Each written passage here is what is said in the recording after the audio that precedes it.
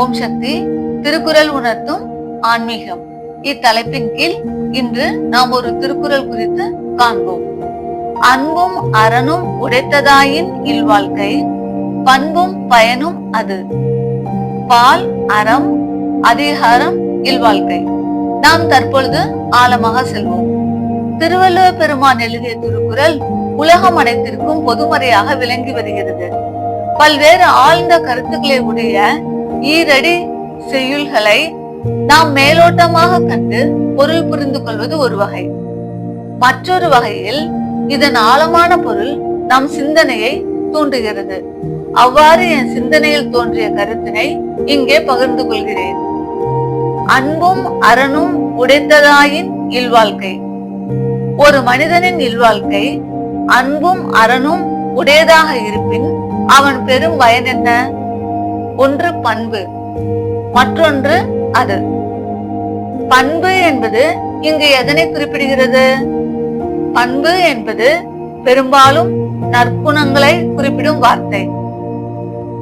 திருவள்ளுவ பெருமான் இவ்விடத்தில் குறிப்பிடும் பண்பு ஆன்மீக உயர்தல்.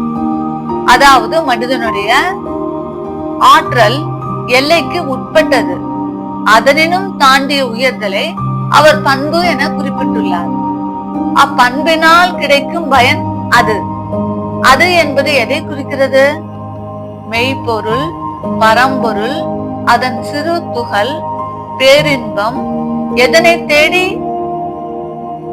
சித்தர்கள் தங்களை வருத்தி தியானிக்கிறார்களோ அது நம்முள்ளே இருக்கிறதை வெளிக்கொணர பாடுபட்ட ஞானிகள் விரும்பிய ஒன்று அது. அது சாதாரண மனிதனுக்கு அருளப்படுவது எப்பொழுது என்றால், அவன் தனக்கு அளிக்கப்பட்ட வாழ்வில் அன்பையும் அறனையும் கடைபிடித்தால் அது எளிதாக கிடைத்துவிடும். இங்கே ஒரு சிறு கதை ஒன்றை கூறுகிறேன். அவன் பக்தன். அவன் மனைவி தொண்டு புரிபவள். எப்பொழுதும் ஆலய வாசலை தூய்மைப்படுத்துவார். பூக்களை பறித்து மாலை கட்டி கணவனிடம் கொடுத்து அனுப்புவார். தினமும் இருவருக்கு அன்னமிடுவார்கள். உண்மையும் நேர்மையும் இயல்பாகவே அவர்களுக்கு இருந்தது. அப்படிப்பட்ட அவர்கள் ஒரு மகானை சந்தித்தார்கள். அம்மகான் ஞான திருஷ்டியால் இவர்களை அறிந்து கொண்டார். கணவனும் மனைவியும் வணங்கி எழுந்தனர். கணவன் வாயே திறக்க இயலாதபடி ஆழ்ந்த பரவச நிலையில் நின்றான். மனைவி தன் கோரிக்கையை மகானிடம் தெரிவித்து வேண்டி நின்றார். மகான் புன்சிரிப்புடன், அட, இதென்ன வம்பாக இருக்கிறது? இருவரும் நேர்மாறாக அல்லவா கேட்கின்றார்கள்.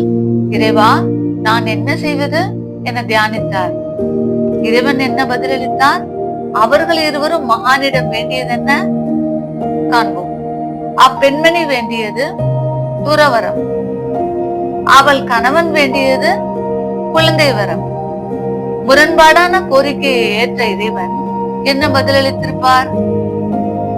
மகளே, உன் வயிற்றில் நான் மகனாக பிறந்து துறவரம் ஏற்கிறேன், என்னை ஏற்றுக்கொள்வாயா என்று இறைவன் பதிலளித்தார். மகான் அப்பெண்மணியிடம் அவ்வாறே கூற, பதறிய அப்பெண்மணி மண்டியிட்டு தன் புடவை தலைப்பினை ஏந்தி, வரவேண்டும் வரவேண்டும் என் இறைவா, இதைவிட பாக்கியம் வேறென்ன என பதிலளித்தார். இறைவன் ஆசீர்வதித்தான். இருவரது வேண்டுதலும் ஒருங்கே நிறைவேறியது. இல்வாழ்வின் பயனை அத்தம்பதியினர் பெற்றுக்கொண்டனர்.